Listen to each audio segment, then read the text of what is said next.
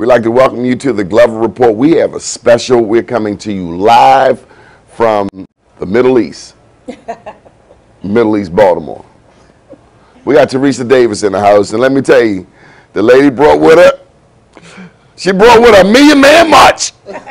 There's so many black people in here, it's enough. I think the comedians is enough to do a Mandela movie. Back in the day, this is enough to make a Tarzan movie. But Tarzan wasn't really in Africa. I just want y'all to know. How you doing? That's how we roll.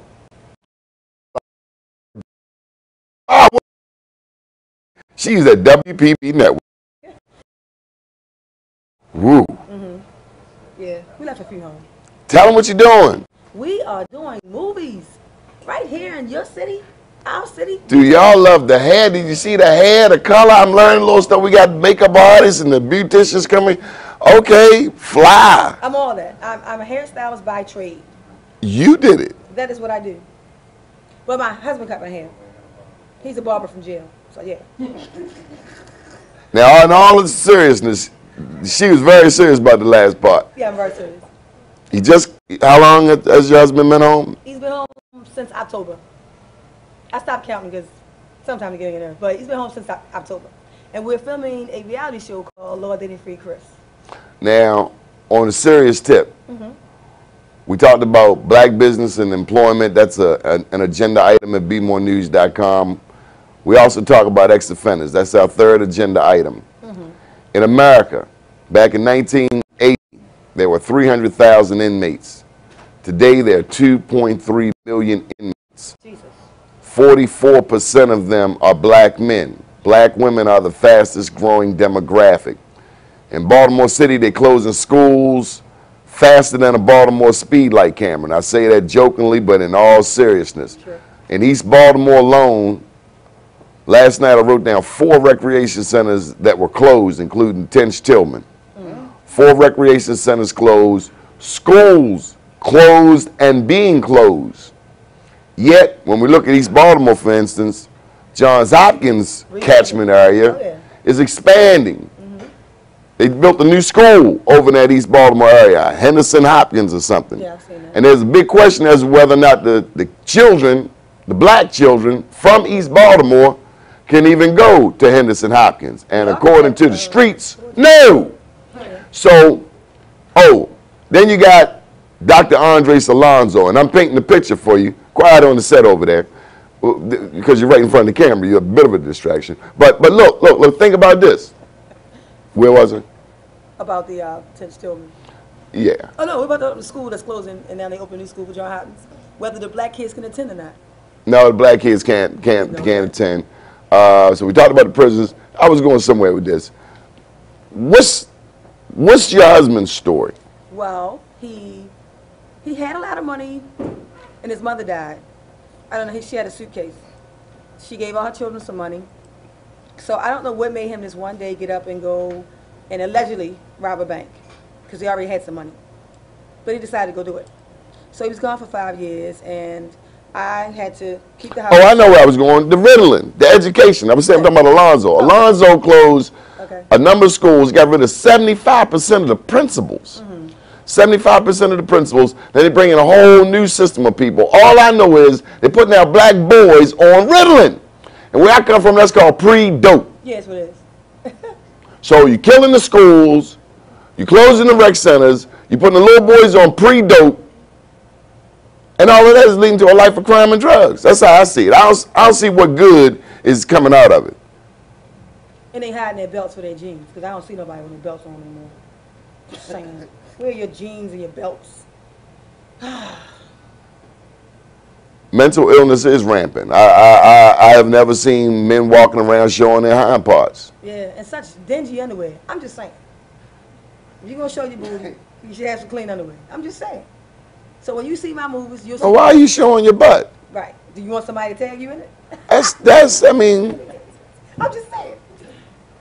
Pull your damn pants up. He's a grown-ass man. Oh, I'm sorry. He grown. Right. Going in the market. Father going in, he had to be about 25, his pants sagging. He had a little 5-year-old in his pants. I'm like. They don't know the origin of it. in the prisons, when your parents say back in the years ago, that meant you was a target. You wanted to be someone's man or girl. That's how they. Church lady, you up in the set. You might want to step out of here. But That's what it meant. somebody's bitch. That's what it meant. Okay. That's what it meant. Okay. Now it's like an invitation, and I'm just wondering at the mentality of our men. It's already fractured homes where dad's not in the picture. I mean, when the dad's not in the picture, little girl is looser, little boy is. What do you think about the gay girl? What do I think of it? Yeah, what do you think about it? I think it's a part of this overall plan. There's some people who are born gay, no question. But everybody gay now. God damn, everybody gay. All these people ain't gay. I'm just refused to believe that. Then they push the same sex. Yeah. Since you want to go there, quiet on a second, because there's some interesting stuff here. The same sex, they push that on the black community as if that was the #1 issue in the black community. It was not. It is not. What do you think about Walt Disney? They're going to have 2 male characters, a prince and another prince kissing. Does that bother you at all? Yeah, it's stepping out of their realm. It's supposed to be for children. So you bring these politicians in the mix. Who I blame in all of this is the preachers. Because the preachers so busy trying to be politically accepted, the word there's no deviation. Church lady, there ain't no deviation from the word, is it? You can't change grandma's Bible. It is what it is. I got some strong opinions about it, but they got to amp you up before you go to talk. They can put you on the set there, things. Oh, okay. So if you want to experience some of the things we just talked about, some of the dark cardinal things, I mix those things with my movie, and I also have some good things happening with like people getting recovery, people changing their lives, people start selling drugs, but I also show you how they sell drugs. I show you how they sling, I show you how they rape, and I'll show you how their lives change. As with my husband's show, I show you how he got a job and he's living right now and he can work with other people and coexist. That's right. What do you hope people get from it? Well, some people's dream is to wake up and actually go rob a bank. Some men have that fantastic dream. They just want to get up and go rob a bank. So it's not worth it.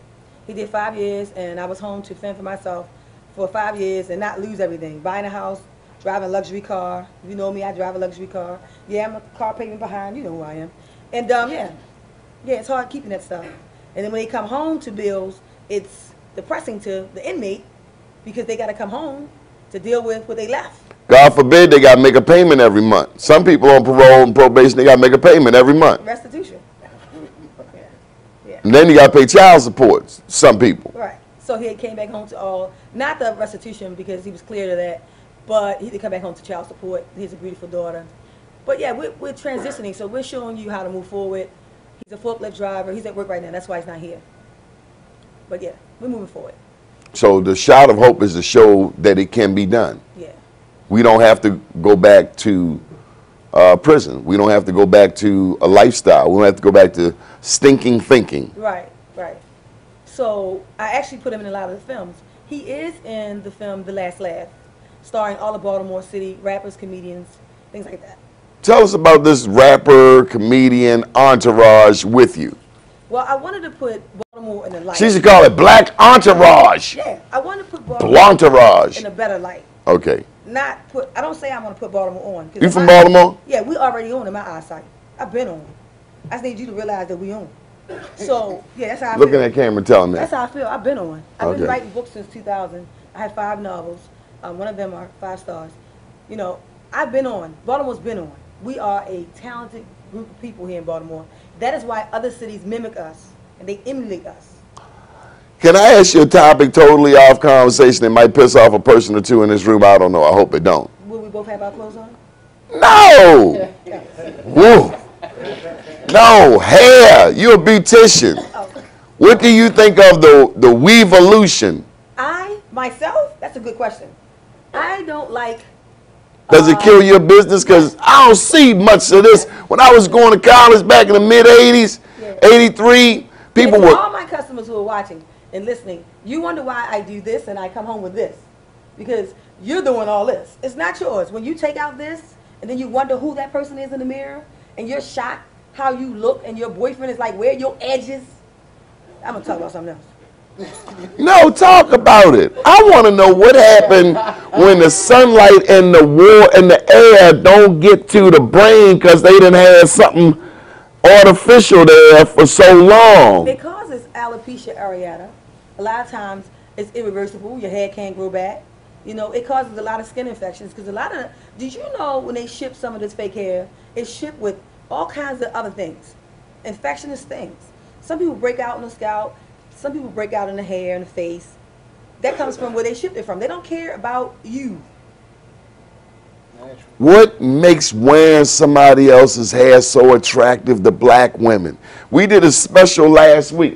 Maybe we should have had it last week, where we talked about $500 billion. The beauty industry, $500 billion. I used to do it a lot, and then I got away from it. One day I looked around. No, but like, the money's not staying. I can see if we making weaves and selling each other weaves. Well, now you can go on IG, Facebook, and you can buy. No. See, we push black business. Why is half of our money going out of the community to something that somebody else said was fashionable? And we're the biggest consumers. We make it happen. Then the Asians doing hair in the back of the beauty supply store. Is that true? It's not only the Asians. You got who else is there doing hair? They ain't from East Baltimore is all I They know. even speak English. And they're just pressing out your hair. And then you wonder, why is the center of my hair gone? You keep repeatedly putting heat on the center of your hair, you're going to have the bozo clown look.